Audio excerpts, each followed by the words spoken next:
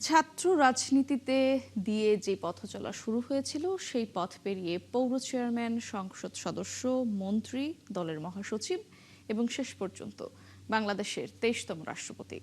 ঠাকুরগাঁওয়ের মির্জা ফখরুল ইসলাম আলমগীরের রাজনৈতিক জীবনের দীর্ঘ যাত্রার নতুন ঠিকানা এখন বঙ্গভবন। রাজনীতির মঞ্চ থেকে রাষ্ট্রের সর্বোচ্চ পদে এক দীর্ঘ অভিযাত্রার নতুন অধ্যায়। শফিকুল হকের প্রতিবেদন।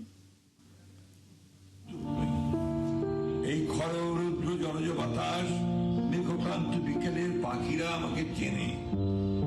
তারা জানে আমি কোনো অনাত্মীয় নই। ঠাকুরগাঁওয়ে ভালোবেসে সবাই তাকে মির্জা আলমগীর নামেই ডাকে। রাজপথ থেকে সংসদ, সংসদ থেকে মন্ত্রিসভা, আর দলীয় রাজনীতির দীর্ঘ পথ পেরিয়ে এবার যাত্রা বঙ্গভবন। খোদার কসম, আমি ভিনদেশী পথিক নই, আমি কোনো আগন্তুক নই। তবে এই যাত্রা একদিনে তৈরি হয়নি। এর পেছনে রয়েছে প্রায় ৬ দশকের রাজনৈতিক অভিজ্ঞতা, আন্দোলন সংগ্রাম আর নানা বাঁক পেরোনোর ইতিহাস। আমি উধাও নদীর এক অবধ বালক। Breaking news, Airtel এখন Circle। ১৯৪৮ সালের ২৬ জানুয়ারি ঠাকুরগাঁওয়ে জন্ম। বাবা মির্জা রুহুল আমিন ছিলেন রাজনীতিক ও সাবেক সংসদ সদস্য। বিশ্ববিদ্যালয় জীবনেই ছাত্র রাজনীতিতে জড়িয়ে পড়েন। ৬০-এর দশকে ছাত্র আন্দোলনের সঙ্গে সম্পৃক্ততা তার রাজনৈতিক পথ চলার সূচনা করে। মুক্তিযুদ্ধের সময়ও ছিলেন সক্রিয়। স্বাধীনতার পর ফিরে আসেন শিক্ষকতায়। তবে রাজনীতি থেকে দূরে থাকেননি মির্জা ফখরুল ইসলাম আলমগীর। বিএনপি নেত্রী খালেদা জিয়া তিনি তার সারাটা জীবন গণতন্ত্রের জন্য লড়াই করেছেন। একদিকে ইন্ডিপেন্ডেন্স, আরেকদিকে গণতন্ত্র, ডেমোক্রেসি, সবগুলো মিলিয়ে বিএনপি হচ্ছে সবচেয়ে বড় forum, right forum for the patriotic young forces to join BNP.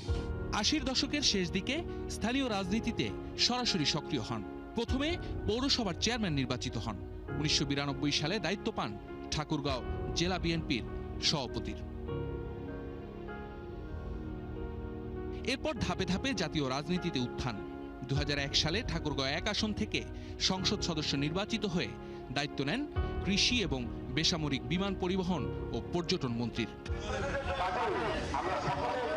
কিন্তু তার সবচেয়ে বড় রাজনৈতিক অধ্যায় শুরু হয় বিরোধী রাজনীতির সময়। ২০০৯ সালে দলের সিনিয়র যুগ্ম মহাসচিব, ২০১১ সালে দায়িত্ব পান ভারপ্রাপ্ত মহাসচিবের, আর ২০১৬ সালে বিএনপি মহাসচিবের দায়িত্ব গ্রহণ করেন মির্জা ফখরুল ইসলাম আলমগীর। এরপর দীর্ঘ সময় তিনি ছিলেন বিএনপির রাজপথের প্রধান মুখগুলোর একজন। তবে পথ যত বড় হয়েছে, রাজনৈতিক পথ ততটা মসৃণ হয়নি মির্জা আলমগীরের। জীবনে ১১ বার কারাবরণ করতে হয়েছে তাকে। সব মিলিয়ে প্রায় ৩.৫ বছর কেটেছে কারাগারে। বাচ্চাগুলো এখানে দাঁড়িয়ে স্ট্যান্ড করলো আপনার সামনে, বাবার সঙ্গে করতে চাই, সেই দেশে এর জন্য যুদ্ধ করেছিলাম। ২০২৬ সালে বিএনপির নেতৃত্বে সরকার গঠনের পর নতুন অধ্যায় শুরু হয় তার রাজনৈতিক জীবনে। আবারও সংসদ সদস্য হন, মন্ত্রিসভায় দায়িত্ব পান এবং দীর্ঘদিনের দলীয় দায়িত্বের পর এবার আসে আরও বড় পরিবর্তন। ২০ আগস্ট ২০২৬, ৩৫ বছর পর সংসদ সদস্যদের সরাসরি ভোটে রাষ্ট্রপতি নির্বাচন। প্রতিদ্বন্দ্বী প্রার্থীর চেয়ে ১৬৭ ভোট বেশি পেয়ে দেশের ২৩তম রাষ্ট্রপতি নির্বাচিত হন মির্জা ফখরুল। ভোটের ফল ঘোষণার সঙ্গে সঙ্গে বদলে যায় তার পরিচয়। বিএনপির মহাসচিব থেকে রাষ্ট্রের সর্বোচ্চ সাংবিধানিক পদ, রাষ্ট্রপতি মির্জা ফখরুল ইসলাম আলমগীর। শফিকুল হক, ৭১, ঢাকা।